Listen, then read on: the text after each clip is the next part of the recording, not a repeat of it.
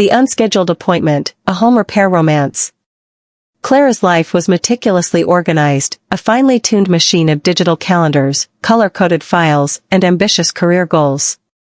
Her apartment, a sleek, open-plan space in a trendy part of Seattle, reflected this, minimalist, pristine, and perfectly quiet. It was perhaps too quiet. That silence was shattered not by the loud clatter of city life, but by a sound far more dramatic, the catastrophic fizzle, pop, and final, tragic death rattle of her beloved 65-inch smart television. It was a Tuesday afternoon, and the screen, moments before a crucial client presentation, had gone dark, smelling faintly of burnt electrical ambition. Clara swore under her breath, a rare lapse in her professional composure. The TV wasn't just for entertainment, it was her primary external monitor, essential for her high-stakes, work-from-home life. By 4 p.m., after calling every technician within a 10-mile radius, she found Elias. His company, Volt and Vision, sounded small, reliable, and crucially, promised same-day service. The doorbell rang precisely at 5:02 p.m. Clara, dressed in perfectly tailored navy trousers and a silk blouse, her professional but relaxed WFH uniform, opened the door to find a man who looked distinctly out of place in her curated hallway. Elias was tall, perhaps 6 feet, with the kind of broad shoulders that strained the fabric of his dark gray uniform shirt. He carried a heavy toolbox with an easy, practiced strength. His hands were large and dusted with what looked like carbon residue, but they moved with a gentle precision as he set down his gear. His eyes were the first thing that truly arrested her. They were a startling, clear hazel, framed by dark, slightly unruly hair that suggested he spent more time dealing with circuits than with mirrors. "Clara?" he asked, his voice low, possessing a hint of a deep, resonant rumble. "Elias. Volt and Vision. Sorry about the late hour, but you said it was an emergency." "It is," Clara managed, suddenly feeling overdressed and a little breathless. "The patient is in the living room." It popped. Elias followed her, his boots thudding softly on the polished concrete floor. He paused near the massive, inert black rectangle. "Let's take a look at this unfortunate soul." The diagnostic process was slow, painstaking, and completely mesmerizing. Elias didn't immediately tear into the casing. He talked to the machine, testing voltages, checking inputs, his brow furrowed in concentration. Clara, usually incapable of sitting still during work hours, found herself perched on a kitchen stool, watching him. He was focused, yet completely unhurried.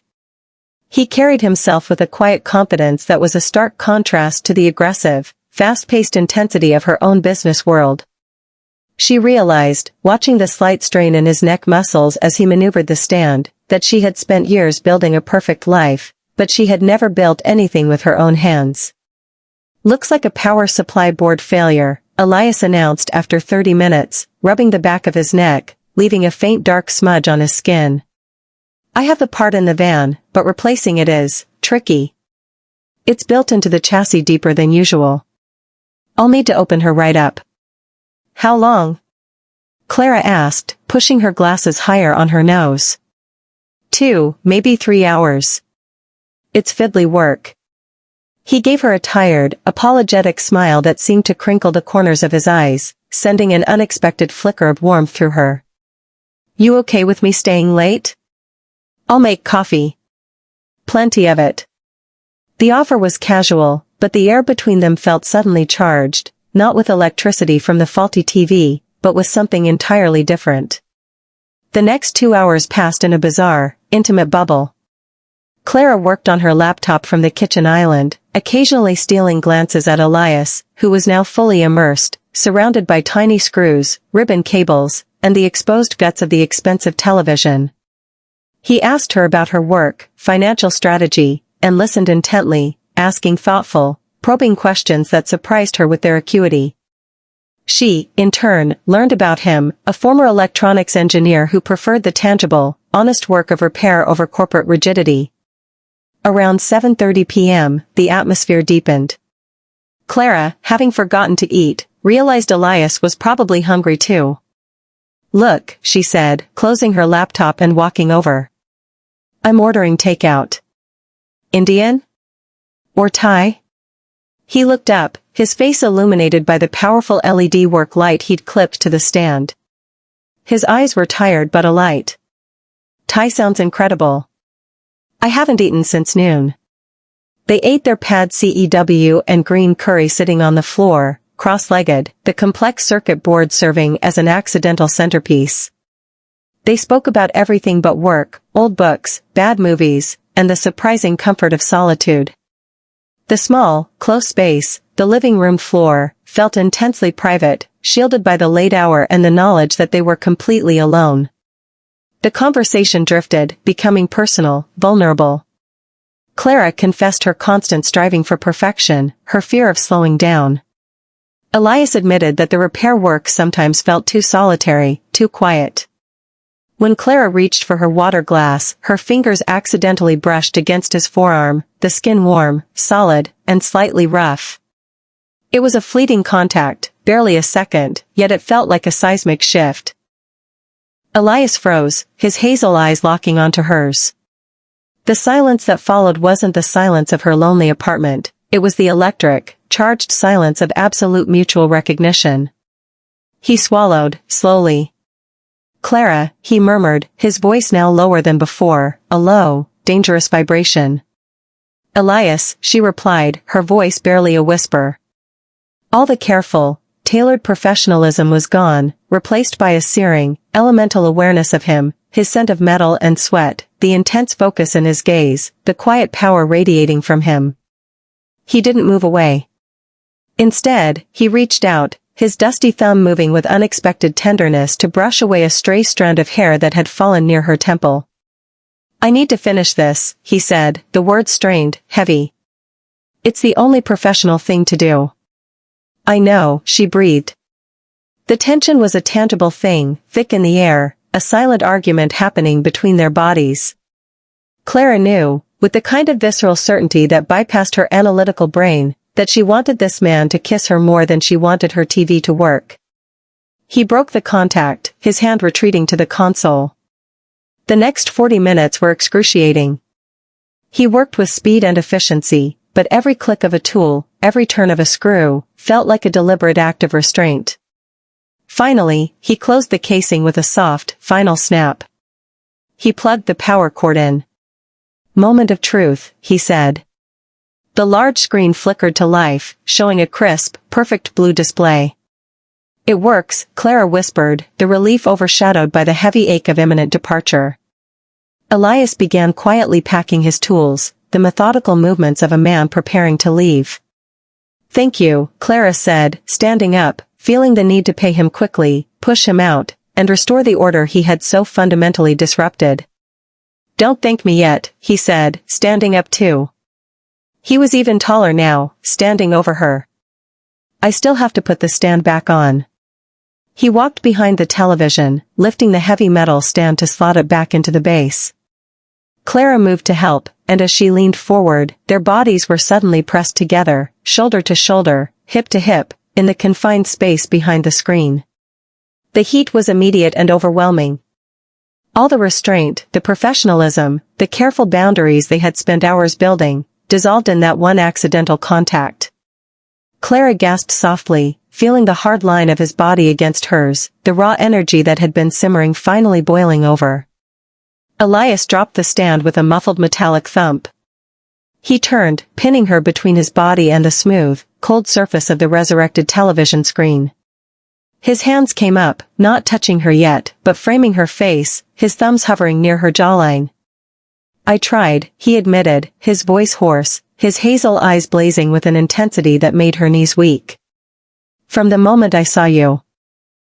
Don't stop trying, Clara managed, her fingers finding the rough, soft fabric of his uniform shirt, clutching it tightly. Elias gave a faint, slow smile, a dark invitation in his eyes. He leaned in, and the world narrowed down to the sound of his ragged breath and the final, beautiful pressure of his mouth on hers. The kiss was everything the previous hours had hinted at, deep, honest, and completely consuming. His lips were firm and demanding, smelling faintly of the Thai spices they had shared. The touch was fierce, driven by the shared, unspoken tension that had filled the room. Clara's sophisticated exterior crumbled instantly. She responded with a desperate intensity she hadn't known she possessed. His hands finally moved, tracing the line of her back, pulling her tightly against his solid frame, proving that his earlier touch had been no accident. She tangled her fingers in his dark hair, the professional silk of her blouse and the rough cotton of his uniform in absurd, sensual friction. This wasn't the planned, organized romance of her past. This was raw, unexpected, and utterly vital. It was a breakdown, and a breathtaking repair, all in one. They separated eventually, both breathing heavily, the living room now bathed in the gentle glow of the streetlights outside. The repaired television stood silently, a forgotten relic. Elias rested his forehead against hers. That, he murmured, was definitely not on the work order. Clara laughed, a full, genuine, and slightly shaky sound that echoed in the spacious room. No. But it was exactly what I didn't know I needed fixing. He slowly backed away, running a hand through his hair, a faint blush visible beneath the dust on his cheeks. I should finish the stand, he said, his voice regaining some control, though his eyes were still dark with desire. The stand was affixed quickly. The invoice was written out, the transaction formal and slightly awkward after the fire they had just shared. Clara took the pen to sign the credit card slip. So, she said, looking up at him, a clear, purposeful look in her eyes. My system is fixed. My life, however, just got completely scrambled by a very handsome, very capable repairman. Elias leaned against the counter, suddenly looking less like a technician and more like a potential lover. The warranty on my work is personal. I check in regularly. Good, Clara said, handing back the pen. Because I don't intend to let you leave without scheduling the next unscheduled appointment. He smiled then, a full, gorgeous smile that melted away the last vestiges of her professional armor. My name is Elias, and I'm a repairman. I specialize in deep, lasting connections. I'm Clara, she replied, matching his gaze. And I'm ready for a major overhaul. Elias pocketed the slip, his movements now slow and deliberate. He didn't walk out the door, he came back to her, taking her face in his hands again, giving her one last, profound kiss, a kiss of promise, not of farewell. As he finally left, promising a date the following evening, Clara leaned against the door, the cool surface a welcome contrast to the burning heat she felt inside. Her perfect, quiet life was still perfect, but it was no longer quiet. It was filled with the exhilarating, unpredictable sound of a future she hadn't dared to schedule. She looked at the perfectly working television, a symbol of the beginning of something wonderful, and smiled. The unexpected repairman hadn't just fixed her screen, he had fixed her life.